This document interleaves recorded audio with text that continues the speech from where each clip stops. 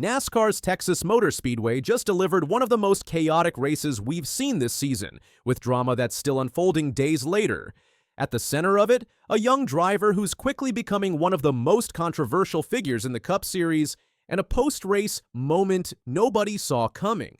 The Würth 400 at Texas was nothing short of demolition derby status. The challenging 1.5-mile track, with its notorious bumps between turns 3 and 4, claimed victim after victim, with a staggering 12 cautions throughout the afternoon.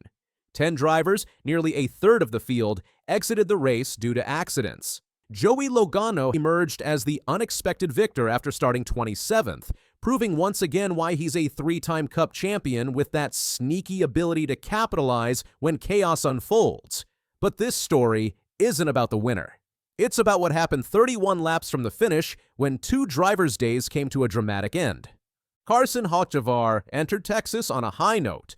The 21-year-old Spire Motorsports driver had just claimed his first career pole position, a significant achievement for the second-year Cup driver. But as the race progressed, he found himself battling in traffic, a far cry from the clean air he enjoyed at the start.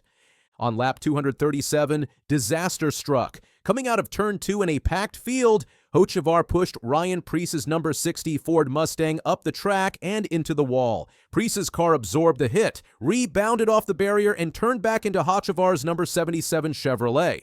Both cars suffered heavy damage while collecting Cody Ware in the process. "These cautions just keep coming," the Fox broadcast team exclaimed as the yellow flag waved yet again. But the real fireworks were just beginning. Back straightaway, crash. Preece hard on the wall with... Ryan Preece was having one of his strongest runs of the season. He'd climbed from 33rd to 14th in the first 80 laps and finished stage 2 in 4th place. He even battled as high as 2nd at one point in legitimate contention for his first career Cup Series win. After an aggressive strategy call to pit early for fresher tires, an untimely caution trapped him a lap down. He was fighting his way back through the field when Hocevar ended his day. Released from the infield care center, Preece didn't hold back when speaking with Fox Sports reporter Bob Pockras. I think I know who it was. Yeah, who was it? Yeah, I think it was a 77. Okay. It's all right. He just seems to be proving me right over and over again. So it's really fast race car. Unlucky on the pit side, and coming back through, and just got ran into the fence by somebody that has no respect for his equipment, and any other driver out there. So he'll have his day. Those words carried weight. This wasn't just post-crash frustration, it was a veteran driver publicly promising retribution against a younger competitor. Now, here's where this story takes a fascinating turn. The typical script in NASCAR when a young, aggressive driver gets called out is predictable: deny, deflect, or double down. Ross Chastain faced similar criticism a few seasons ago and often responded with defiance. Earlier this season at Atlanta, Hocevar himself showed that same swagger when he declared, "We're here to win races, not be a boy band." But what happened after Texas? Something completely different. When approached for comment after the race, Hocevar didn't get defensive. He didn't make excuses. Instead, he did something almost unheard of in today's NASCAR culture. He took full responsibility. Hocevar said this in his post-race interview. I apologize to him and his guys, same with my guys, right? It just got in there and started to slide up, and he got to the right rear, and I was already crossing somebody's wake and got tight from him on my door and the car in front. Then the most surprising admission: out of the gas and have wheel, and I just didn't predict to be in that spot, and to panic or to have to change directions. You have to predict it, and I just didn't predict that he would get there, if I'm being honest. And that's on me. I wrecked myself. Right? This wasn't damage control PR speak. This was genuine accountability from a young driver who could have easily blamed track conditions, aero push, or any number of factors. In a sport where admitting fault can sometimes be seen as weakness, Hocevar's response was truly remarkable. This incident didn't occur in a vacuum. There's history between these two drivers, with Preece having criticized Hocevar's aggressive driving style before. The comment that Hocevar was proving me right again hints at previous discussions or warnings. The 21-year-old Spire Motorsports driver has developed a reputation for being overly aggressive on track. In 2024, he was fined and docked points for spinning Harrison Burton under caution at Nashville. Earlier this season, incidents at Atlanta sparked criticism from high-profile veterans. Ryan Blaney blasted Hocevar over the radio after feeling wronged at Atlanta. Kyle Busch went even further. Go tell that 77 he's done that same fucking move 10 times. I don't care if I wreck the whole fucking field. I'm over him. He's a fucking douchebag. I'm going to wreck his ass. The Texas incident added another chapter to this growing narrative of a talented but controversial young driver still finding the balance between aggression and respect.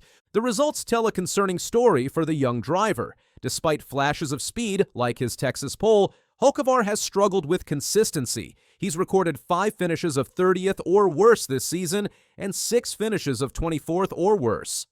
His Texas pole run ended with a disappointing 24th place finish. With only 2 top 10s all year, the raw talent is clearly there, but mistakes keep undermining his results. Hocevar is showing speed. He won the pole for the race earlier in the weekend. That has to count for something. We know his raw speed is excellent. He still has to work on his overall racecraft and awareness in the Cup car, though. But will his reputation in the garage overshadow his potential? That's the question that now hangs over his young career. This Hocevar-Preece situation highlights a broader tension that's always simmering in NASCAR, the push and pull between aggressive driving and earning respect. Young drivers enter the Cup Series with something to prove. They drive hard, use their bumpers, and sometimes ruffle feathers in the process. Veterans, meanwhile, expect a certain level of respect from newcomers who haven't paid their dues. A few years ago, it was Chastain in the hot seat. Before him, Joey Logano faced similar criticism early in his career. It's almost a rite of passage for aggressive young talents in NASCAR. Either they adjust their approach or they accumulate enemies. The difference here is Hocevar's unexpected accountability. By immediately taking responsibility rather than becoming defensive, he may have taken the first step toward repairing his reputation. While the Hocevar-Preece incident grabbed headlines, it was just one dramatic moment in a race filled with destruction. Denny Hamlin's day ended in spectacular fashion when his car burst into flames after losing power in Stage 1. Well, that was fun, fellas, he sarcastically told his team over the radio. Josh Berry wrecked from the lead after hitting the notorious bump between turns 3 and 4. I hit that bump and got loose, Berry explained. I don't know what I would do too much different. Obviously, in these cars, especially at a place like this, if you are going to be fast, it is going to be uncomfortable, and you are going to be on edge. Brad Keselowski's day ended in a multi-car pileup. I was trying too hard and busted my butt. Looked pretty dumb. You weren't the only one today. Why have so many people? It's just the cars are right on the bump stops, and you're driving the hell out of them, and just when you step over, and that's what I did. Perhaps the most heartbreaking moment came with just a few laps remaining.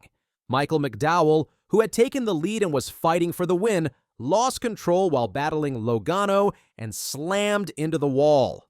Sorry, boys, I tried, McDowell said to his team over the radio as his shot at victory evaporated. When the dust settled, Joey Logano had somehow navigated through the carnage to secure his first win of the 2025 season and 37th of his career.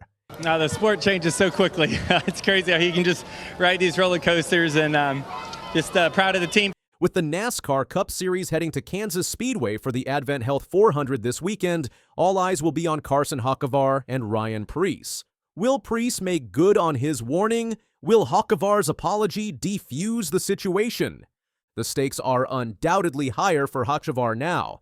His record at Kansas doesn't inspire confidence, with finishes of 20th, 24th, and 32nd since 2023 progressively worsening at the 1.5-mile track.